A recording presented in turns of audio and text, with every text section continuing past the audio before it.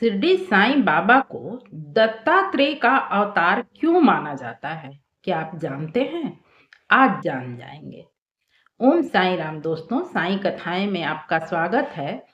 आइए साईं कथा की आज की कथा में सुनते हैं एक बेहद जानकारीपूर्ण और आश्चर्यजनक कथा। ये कथा 1911 की है।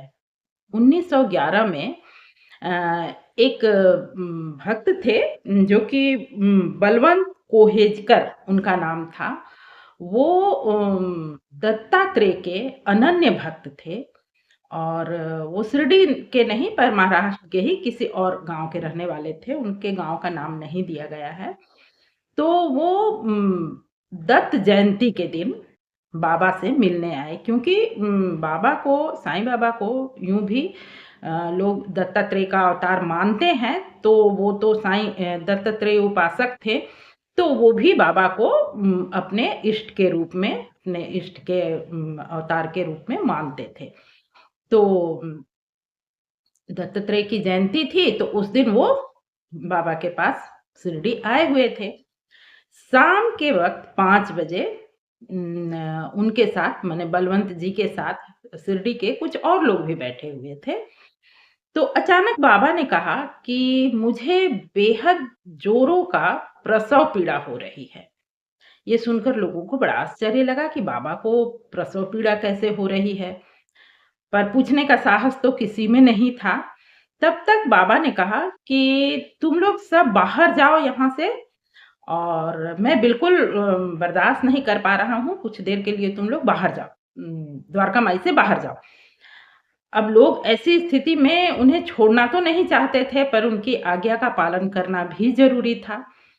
तो लोग आशंकित मन द्वारका माई के सीढ़ियों से नीचे चले गए और बाबा जहाँ बैठे थे वहां बैठे रहे। कुछ पल गुजरे, उसके बाद बाबा ने स्वयं ही आवाज देकर भक्तों को अंदर बुलाया।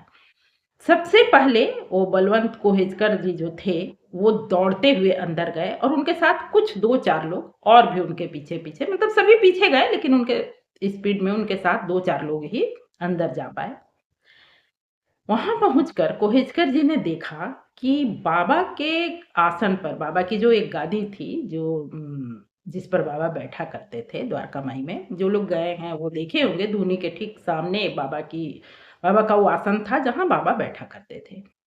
तो उस स्थान पर बाबा के जगह पर बेहद सुंदर 3 सरों वाला एक बालक लेटा हुआ था।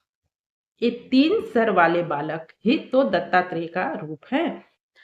और इस चीज का दर्शन कोहेजकर साहब के साथ कुछ लोग जो अंदर जा पाए थे उन 2-4 लोगों ने ही लिए। उसके चंद ही पलों के बाद बाबा अपने मतलब शिरडी साईं के रूप में नजर आने लगे। ये देखकर सभी लोगों को आश्चर्य हुआ, पर लोग इस बात को समझ गए कि आज दत्तात्रेय की जयंती है, इसलिए ब्रह्मांड के नायक हर रूप में हो सकते हैं। उन्होंने अपना वो रूप माता अनुसुईया का दर्शाया था। और चूंकि वे बहुत मतलब अनन्य भक्त थे दत्त भगवान के, कोहेजकर साहब, इसलिए बाबा ने ये लीला रची थी। तो आज के लिए बस इतना ही। कैसा लगा ये कहानी कमेंट करके अवश्य बताएं, और ऐसी ही अच्छी सच्ची और जानकारीपूर्ण कहानी सुनने के लिए इस चैनल को जरूर सब्सक्राइब करें। आपने पूरी वीडियो सुनी है, इसके लिए हार्दिक धन्यवाद। ओम साईं राम, नमस्कार।